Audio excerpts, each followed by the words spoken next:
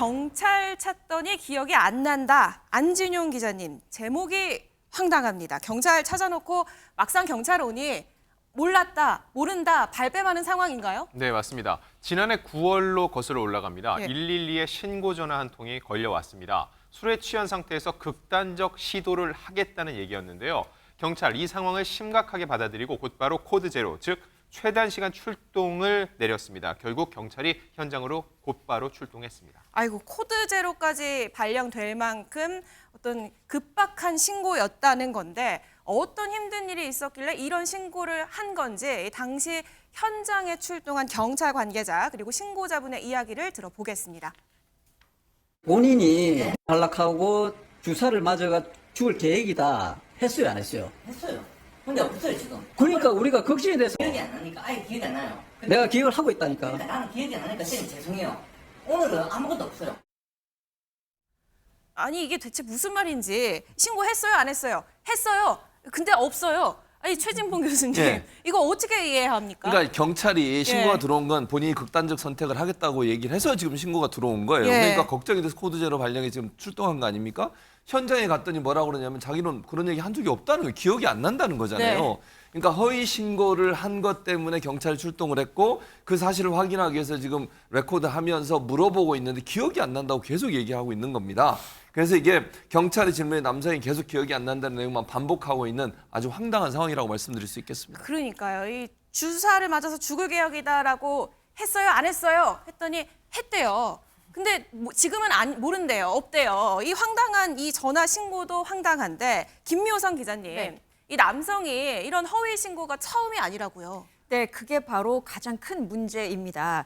이 남성이요, 무려 지난해 5월부터 1년간 허위 신고를 95차례나 했던 것으로 드러났습니다.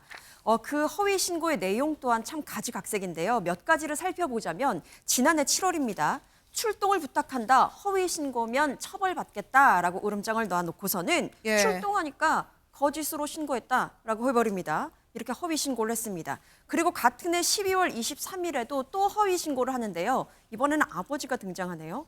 아버지가 돌아가실 것 같다라는 신고 내용이었습니다. 네. 그런데 출동을 해보니까 아버지께서는 이상이 없었고요.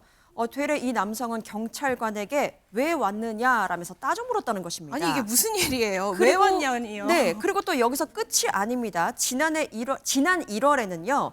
여자친구가 술에 취해서 행패를 부리고 있다라고 신고를 했는데 출동하니까 역시 전혀 사실이 아니었습니다. 아이고, 허위 신고면 처벌받겠다. 본인이 얘기를 했는데 출동을 하니까 거짓말이었어요 라고 얘기를 하고 아버지가 이상이 있다, 돌아가실 것 같다라고 해서 또 경찰이 긴급하게 출동을 했더니 왜 왔느냐라고 물어보는 이 상황, 이 황당한 상황 어떻게 이해를 해야 할지 모르겠습니다. 1년 동안 이런 허위 신고가 무려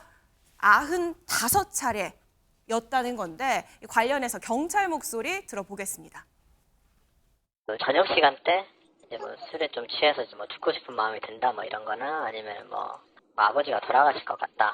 그리고 뭐 여자친구가 뭐 행패를 부린다. 이런 긴급한 출동을 요하는 신고도 있고 실제로 이제 경찰관이 출동해 보니까 이제 그런 내용은 전혀 없었던 거죠. 예, 최명기 원장님. 도대체 저러는 심리가 뭘까요?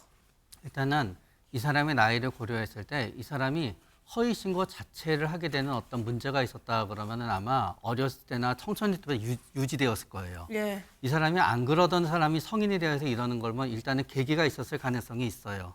경찰과 어떤 거에 있어서 본인이 불만이 있으니까 본인도 경찰을 갖다 괴롭히고 힘들게 해야 되겠다. 이런 의미에서 이제 예. 처음에 시작이 됐을 수 있고요. 그 다음에 이렇게 허위 신고를 하는 사람들의 가장 이렇게 뵙다가 보면은 실제로 본인도 그러고 싶지 않다고 오시는 분도 있거든요. 결국은 가장 커다란 원인이 너무너무 단순한데요. 재미가 있어서 그래요. 가만히 있으면 심심하고 지루하고 아무것도 없을 때 이걸 하게 되면은 재미가 있고 더군다나 본인이 재미가 있고 심심하면서 약간 외롭다는 생각이 들 때 이걸 하게 되면은 누가 오는 거예요, 이제. 예. 그런 다음에 이분이 만약에 술을 갖다 많이 마셨다 그러면 술은 일종의 억제 중추를 억제해서 우리를 탈억제 시키거든요. 탈억제 시키니까 술을 안 마실 때는 본인이 어느 정도 자제하는 것도 술을 마시면 자제할 수 없게 되고요. 네. 그러나 이분의 허위 신고 내용 중에 본인이 죽고 싶은 마음이 들었다라고 하는 거는 그래도 그 일정 부분은 우울함과 어떤 그 본인에 대해서 죽고 싶다는 생각이 일정 부분은 있었을 가능성이 있어요. 이런 것들이 전부 다 합쳐지다가 보니까 다른 주제로 다양한 목적으로 허위 신고가 이렇게 많이 들어가게 된 거죠. 그러니까 개인적으로 심리적으로 힘든 상황이 있었을 순 있겠습니다만 그렇다고 이렇게 허위 신고를 하는 것이 정당화될 수는 없습니다. 이 가뜩이나 바쁜 경찰분들 왜 이렇게 지속적으로 허위 신고를 했는지 당사자 입장을 좀 들어보고 싶은데 허주혜 변호사님 왜 그랬답니까? 결정적인 계기가 됐던 사건이 있었던 걸로 보입니다. 네. 첫 시작이요. 작년 5월로 거슬러 올라갑니다. 그때 당시 이 남성이 여자친구와 다툰 뒤에 경찰에 신고를 했어요. 그런데 경찰에 출동을 했는데 네. 그 경찰에게 욕설을 하고 폭행을 하고 난동을 부려서 경찰 조사를 받았던 적이 있다는 거예요. 그래서 그 이후부터 뭔가 앙심을 품기 시작했던 걸로 보입니다. 그때부터 이 무지막지한 허위 신고가 이어졌다는 건데요. 술만 마셨다 하면 뭐 새벽 시간, 낮 시간 가리지 않고 신고를 하고 신고를 받으면 경찰은 출동할 수밖에 없잖아요. 그리고 나서 이렇게 지속적으로 아까 최명기 원장님께서 분석해 주신 어떤 심리적인 요인도 같이 포함해서 이렇게 신고를 이어갔던 걸로 보이는데요. 이 40대 남성의 여자친구 역시 올해 2월에요. 남자친구와 뭐 뛰어내리려고 한다 이런 허위 신고를 한 이력도 있다고 합니다. 결국 이 남성 위계에 의한 공무집행 방해 혐의로 구속이 됐는데요. 이거 장난 전화라고 쉽게 생각하시면 안 됩니다. 보통 경범죄처벌법상 공무원에게 허위 신고를 하면 최대 60만 원 이하의 벌금을 부과할 수 있고 이게 정도가 심해지면 위계에 의한 공무집행 방해죄로 5년 이하의 징역 또는 1,000만 원 이하 벌금형에 처해질 수 있는데요. 이런 장난 전화로 실제로 구속되고 실형을 받은 사례도 심심찮게 나오고 있습니다. 네네. 그런데 문제는 60만 원 이하의 과태료라는 처벌 수위는 어떻게 보면 너무 경하고 그리고 위계에 의한 공무집행방해로 뭐 5년 이하의 징역 1,000만 원 이하의 벌금은 처벌 수위가 또 너무 높아지는 거예요.